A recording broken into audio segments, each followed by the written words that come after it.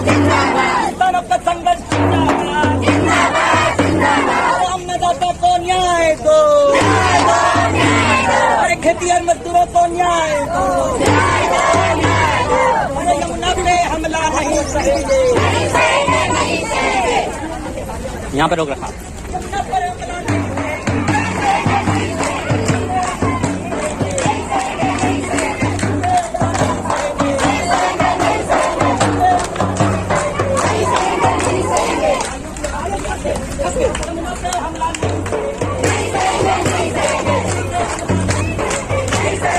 नमस्कार दोस्तों, जनसभा न्यूज में आपका स्वागत है। फटाफट बड़ी खबरें निकल के आ रही, बिग ब्रेकिंग।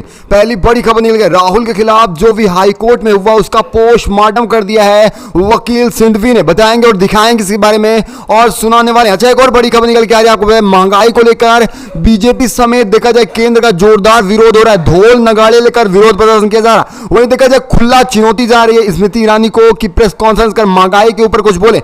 बताएंगे इसके बारे में। वहीं चलते एक और बड़ी खबर निकल के आ रही है। जी हाँ, बड़ी अपडेट निकल के आई। तेलंगाना में आज पीएम मोदी की रैली, लेकिन जोरदार विरोध हो रहा है, तोड़ फोड़ हो गई। बीजेपीओ में ही करारी फूट देखने को मिल रही, दिखाएंगे बताएंगे इसके बारे में। ऐसा एक और बड़ी खबर निकल के आई, 4 राज्यों के प्रभारी बदले जा रहे हैं, विपक्षी एकता से घबराई भाजपा।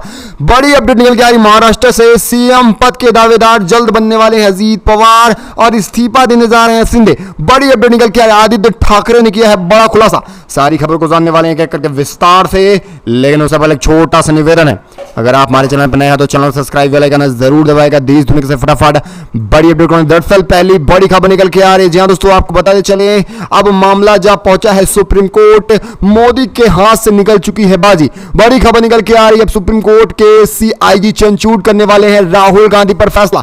यानी कि सीआईजी कितने सख्त हैं ये सभी को पता है, और आने वाले समय में राहुल गांधी निर्दोष पाए जाएंगे। ये हम नहीं, ये सुप्रीम कोर्ट का फैसला बताएगा। और साथ ही जिस तरह से बड़े दावे किए जा रहे हैं, मामला तो सुप्रीम कोर्ट पहुंच चुका है, क्योंकि हाई कोर्ट ने लगातार राहुल गांधी को दोषी करार सिद्ध दिया है। वहीं देखा जाए राहुल गांधी के पास भी केवल एक ही रास्ता बनता है, वो है सुप्रीम कोर्ट, और सीआईजी चंचूट तक पहुंच चुका है मामला। दरअसल आपकी क्या राय है, जिस तरह से मोदी मानहानि केस में राहुल गांधी को फंसाया गया है, वही देखा जाए जो भी हाई कोर्ट में हुआ उसको लेकर वकील सिंधविया ने पूरा पोस्टमार्टम कर डाला कि इस तरह से राहुल गांधी को फंसाया गया और मानहानि केस को जघन्य अपराध बता दिया गया है। इसको सुनाएंगे, वीडियो के लास्ट तक बने रहिएगा, वहां पर इनका बयान आप सुनिएगा। लेकिन उससे पहले आपका समय न गवाते हुए अगली खबर निकल के आ रही, महंगाई को लेकर बड़ी अपडेट है। जी हां, आपको पता चले महंगाई चरम पर पहुंच चुकी है और इसको लेकर जोरदार विरोध प्रदर्शन किया जा रहा है। इसको लेकर कांग्रेस ने भी करारा हमला बोला है। कांग्रेस ने अपनी एक लिस्ट जारी की है, जिसमें उन्होंने बताया कि सन 2014 में किस तरह से महंगाई थी और आज में प्रधानमंत्री के अच्छे दिन में किस तरह से महंगाई है। जरा समझिए, आपको बताते चलते सन 2014 में 60 रुपए लीटर पेट्रोल था, लेकिन आज 97 हो चुका है, जबकि 100 पार था, लेकिन कुछ दिनों में 2-3 रुपए घटा है। डीजल 90 रुपए और कांग्रेस सरकार यानी सन 2014 में 50 रुपए का। सब्जियों की बात न की जाए, दाल कोई आम इंसान खा नहीं सकता है, 180 रुपए के दाल हो चुकी है, 14 में वही 70 रुपए के लिए। अब इसको लेकर जनता परेशान है और जमकर विरोध प्रदर्शन कर रही है, और विरोध प्रदर्शन भी अनोखे तरीके से किया जा रहा है। अब जनता, आम जनता, महिलाएं और खासकर देखा जाए जो भी महंगाई से ग्रसित हैं, सब ढोल नगाड़े लेकर सड़क पहुंच गए और मोदी के खिलाफ नारेबाजी की जा रही। महंगाई, बेरोजगारी से तंग आकर सड़क पर उतर रही है जनता। वहीं देखा जाए अब जनता खुला चुनौती दे रही है स्मृति ईरानी को। उन्होंने कहा कि दम है तो प्रेस कॉन्फ्रेंस करे, जो सिर पर सिलेंडर उठाकर दौड़ती थी जब 5 रुपए सिलेंडर का दाम बढ़ जाता था, लेकिन आज यही स्मृति ईरानी बोलने को तैयार नहीं है। जरा सुनिए इस महिला ने और क्या कुछ कहा है। अगर तुम सुन रही हो तो एक प्रेस कॉन्फ्रेंस करो, हिम्मत है ना? अगर तुम जैसे कहती हो प्रेस कॉन्फ्रेंस करके कि गर्व करना चाहिए प्रधानमंत्री के ऊपर, एक प्रेस कॉन्फ्रेंस हमारी बहू बेटियों के ऊपर करो, और एक प्रेस कॉन्फ्रेंस तुम टमाटर जो आज सेब की तरह उनका दाम हो गया है उसके ऊपर तुम अगर करके दिखाओ तो हम तुम पे गर्व करेंगे। ये चैलेंज है मेरा, अगर तुम करना चाहो तो। किस बात पे गर्व करने की वो बात करती है प्रधानमंत्री जी पे? प्रधानमंत्री, मैं वही तो पूछना चाह रही हूँ आपसे, आखिर उन्होंने किया क्या है जो हम गर्व करें? आप अगर देखें 2014 के बाद से देश का ग्राफ नीचे ही चलता जा रहा है। सांप्रदायिक राइट्स हो, हिंदू मुस्लिम का मुद्दा हो, महंगाई का मुद्दा हो, बेरोजगारी का मुद्दा हो, ह्यूमन वैल्यू इंडेक्स का मुद्दा हो, हर चीज के ऊपर हमारा देश निचले स्तर, घाना, नाइजीरिया के भी पीछे होता जा रहा है, पाकिस्तान के भी पीछे होता जा रहा है, और ये हमें गर्व करने की बात करती है। ये कौन से दिमाग से इस्तेमाल करके अपनी बातें बहुत बोलती है, मुझे तो समझ नहीं आता। बीजेपी तो कहती है कि मोदी जी के राज में भारत का डंका दुनिया में बज रहा है। बीजेपी तो तो 2014 के बाद ही पैदा हुई है, इसलिए उनका सूरज तो 2014 के बाद ही उगा है। अगर जिन नेहरू के बारे में वो इतना बुरा भला कहते हैं, उनके दंगे की एक दो अगर वीडियोस भी देखे ना तो शर्म से पानी पानी हो जाए। महंगाई जिस तरह से लगातार बढ़ रही है, चाहे टमाटर हो चाहे दाल की बात करें, बाकी चीजों की, क्या लगता है सरकार नाकाम है महंगाई को कंट्रोल करने में? दावे तो बहुत करते थे कि बहुत ही महंगाई की मार अब की बार बीजेपी सरकार। मैं वही आपको कह रही हूँ, जब महाराष्ट्र में तुअर दाल 120 रुपए के पार हुई थी, उस वक्त शेतकरियों के आत्महत्या को लेकर देवेंद्र फडणवीस वगैरह लोगों ने कहा था कि इनके ऊपर 320 कलम लगानी चाहिए। जब कांग्रेस की सरकार के वक्त आज 180 रुपए किलो हो गया है तुअर दाल का भाव।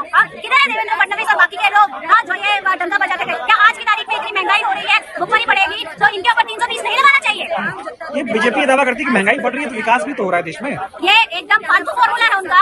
ये उनके 15 लाख से भी बेवकूफ बनाने वाला, ज्यादा बेवकूफ बनाने वाला जुमला है। चलते एक और बड़ी अपडेट निकल के आ रही है। जी हाँ, बड़ी अपडेट निकल के आ रही है। आपको पता है तेलंगाना में जोरदार विरोध हुआ प्रधानमंत्री का। वहीं दूसरी तरफ देखा जाए महंगाई को लेकर विरोध किया जा रहा है। दरअसल आज तेलंगाना में प्रधानमंत्री की रैली हो रही है और ऐसे में देखा जाए बीजेपी गुट के अंदर ये हड़कंप मच चुका है। प्रधानमंत्री नरेंद्र मोदी की 8 जुलाई यानी आज तेलंगाना के वारगर जिले में फिर से बड़ी रैली हो रही है और ऐसे में देखा जाए रोड शो भी किया जाएगा। लेकिन इसी बीच बीजेपी के अंदरूनी कला देखने को मिल रही है और यह कला दो गुटों के बीच आप समझ लीजिए कि लात घूसों तक पहुंच चुकी है। देखा जाए तो इसमें 2 लोग गंभीर रूप से घायल भी हो चुके।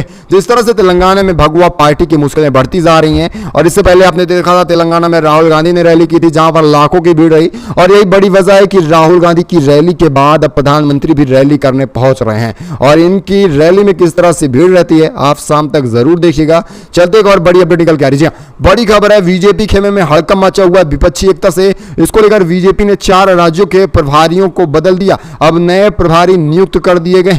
बड़ी अपडेट निकल के आ रही है, राजस्थान में भूपेंद्र यादव को जिम्मा दे दिया गया है। बड़ी अपडेट निकल के आ रही है, देखा जाए भाजपा ने शुक्रवार को 4 और राज्यों के प्रभारियों को बदल दिया और नाम का ऐलान भी किया गया। पार्टी ने राजस्थान में जिम्मेदारी मंत्री प्रहलाद जोशी को सौंपी। वहीं देखा जाए मध्य प्रदेश में तो भूपेंद्र यादव को जिम्मेदारी दी गई है और इसी के साथ साथ ओपी माथुर को छत्तीसगढ़ का अध्यक्ष प्रभारी बनाया गया। यानी देखा जाए लगातार बदलाव किया जा रहा है। आप इसे किस तरह से देख रहे हैं और क्या इसका लोकसभा 24 में कुछ खास परिणाम देखने को मिलेगा या नहीं? अपनी राय जो हो कमेंट के माध्यम से नीचे जरूर बताइएगा। चलते हैं अगली एक और बड़ी खबर निकल के आ रही है महाराष्ट्र से।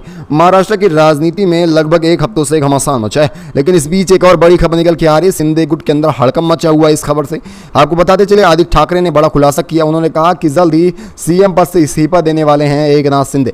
देखा जाए महाराष्ट्र मंत्रिमंडल विस्तार के कुछ ही दिन पहले उद्धव ठाकरे के बेटे आदित्य ठाकरे ने भी बड़ा खुलासा किया। उन्होंने मुख्यमंत्री एकनाथ शिंदे को लेकर बड़ा बयान दिया है। उनका कहना है कि सीएम शिंदे इस्तीफा देने के लिए कह रहे थे। उन्होंने कहा कि यह जाहिर है कि अजीत पवार का आना अब केवल और केवल इस्तीफे की ओर इशारा कर रहा है।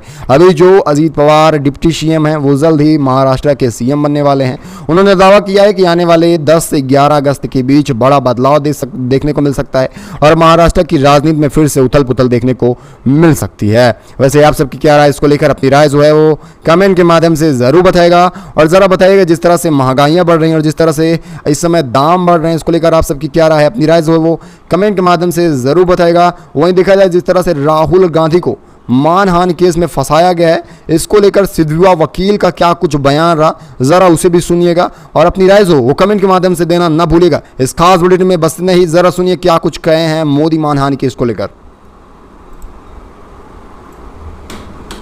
तो मैं एक चीज़ और कहना चाहता हूँ, जो जजमेंट अभी 10 मिनट पहले हमें मिला, जो 67 दिन बाद मिला, उसमें 2-3 स्पेसिफिक मुद्दे हैं जो आप भी पढ़ेंगे बाद में, लेकिन मैं आपका ध्यान आकर्षित करना चाहता हूँ कि पैरा 43 और 1-2 और पैराज में इस प्रकार से लिखा गया है जैसे ये जो राहुल गांधी ने 1-1.5 वाक्य कहा, ये भारत का सबसे जघन्य अपराध है। और उसके बाद वाले पैरा 45 में ये भी कहा गया है कि ये वाक्य अपने आप में मॉरल टर्पिट्यूड भी है।